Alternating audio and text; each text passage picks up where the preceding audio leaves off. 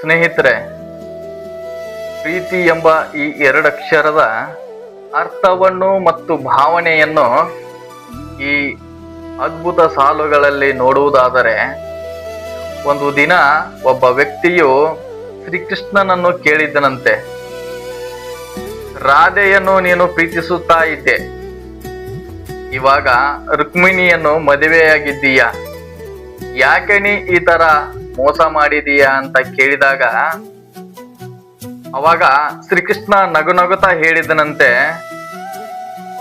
ರಾಧೆ ನನ್ನ ಜೀವನ ಆಗಿದ್ರೆ ರುಕ್ಮಿಣಿಯು ನನ್ನ ಜೀವನದ ಮಾರ್ಗವಾಗಿದ್ಲು, ರಾಧೆ ನನ್ನ ಭಾವನೆ ಆಗಿದ್ರೆ ರುಕ್ಮಿಣಿಯು ನನ್ನ ನಿರ್ಧಾರವಾಗಿದ್ದು. ಒಂದು ಕಡೆ ಹೇಗೆ ಪ್ರೀತಿಸಬೇಕೆಂಬುದನ್ನು ಕಲಿತೆ, ಇನ್ನೊಂದು ಕಡೆ ಹೇಗೆ ಬದುಕಬೇಕೆಂಬುದನ್ನು ಕಲಿತೆ. ನಿಜವಾದ ಪ್ರೀತಿ ಕೆಲವೊಂದು ಸಲ ಸಿಗೋದಿಲ್ಲ, ಯಾಕಂದ್ರೆ ಪ್ರೀತಿಯಲ್ಲಿ ಕಲಿಯುವುದು ಇನ್ನೂ ತುಂಬಾ ಇದೆ ಅಂತ. ಪ್ರೀತಿ ಎಂದರೆ ಬರೇ ಪಡೆದುಕೊಳ್ಳುವುದಷ್ಟೇ ಅಲ್ಲ, ಕೆಲವೊಂದು ಸಲ ಕಳೆದುಕೊಳ್ಳುವುದು ಹೌದು.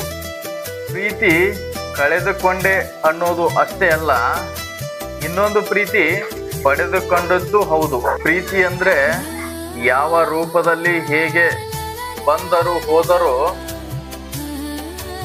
ಪ್ರೀತಿಯಿಂದ ಒಪ್ಪಿಕೊಳ್ಳುವುದೇ ಮನುಷ್ಯನ ನಿಜವಾದ ಪ್ರೀತಿ.